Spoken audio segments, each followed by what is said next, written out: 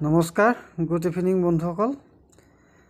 ঘৰলৈ উভতি যাওঁতে ভাবিলোঁ বজাৰ কেইটামান কৰি যাওঁ বুলি। আৰু আমাৰ ঘৰলৈ উভতি যাওঁতে ৰজাবাৰী চাৰিআলিত সাপ্তাহিক বজাৰ এখন বহে। বজাৰখন বহা বেছি দিন হোৱা নাই। ভাবিলোঁ তাত বজাৰ কেইটামান কৰি লওঁ। বজাৰ কৰিবলৈ সোমাই গৈছোঁ। কি কি আছে আপোনালোক দেখাই আছোঁ বজাৰখনত। এইফালে সোমাই গৈছোঁ। এইফালে কাপোৰ, আৰু এইফালেও কাপোৰেই আছে, এইফালেও কাপোৰ, আৰু কাপোৰৰ বজাৰখনৰ ফালেই সোমাই এইফালে গৈ আছোঁ। আপোনালোক দেখাই আছোঁ। আৰু এইফালে হৈ গৈছে কাঁহী বাচন বৰ্তন। মানে ৰজাবাৰী বজাৰখন বহুত ডাঙৰ বজাৰ, সকলো বস্তুৱেই ইয়াত পোৱা হয়, আৰু আপুনি যি লাগে। আৰু এইফালে আলু সুধিছোঁ, মানে ভাবিলোঁ সৰু আলুকে লওঁ। সৰু আলুকে দাম কেইটকা সুধি লওঁ। সৰু আলু 30 টকা কেজি বুলি কৈছে, সেইটো কাৰণে 2 কেজি লৈ লওঁ বুলি ভাবিলোঁ।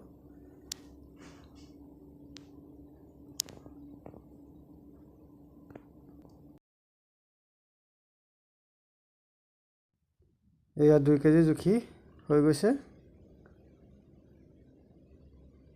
এয়া চাওক, 2 কেজি জুখিছে।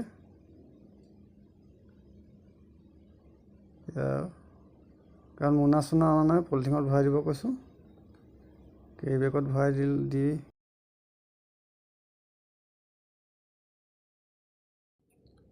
সৰু আলুটো খাই বহুত ভাল পাওঁ।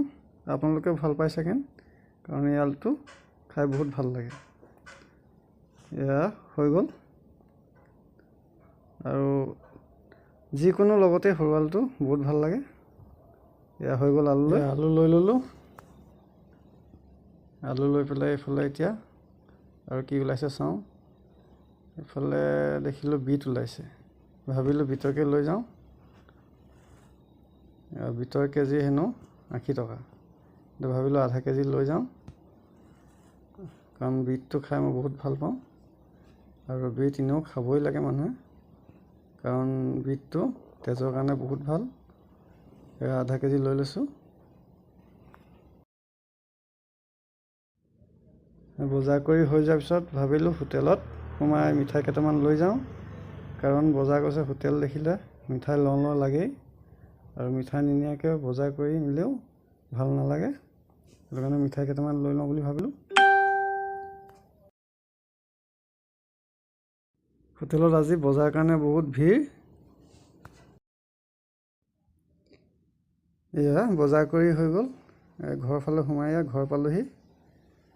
ঘৰত সোমাইছোঁ। ঘৰ সোমাই গাড়ী ঘৰৰ আগফালে চালি দি গেৰেজতে থওঁ। ঘৰৰ আগত গাড়ী ৰখালোঁ।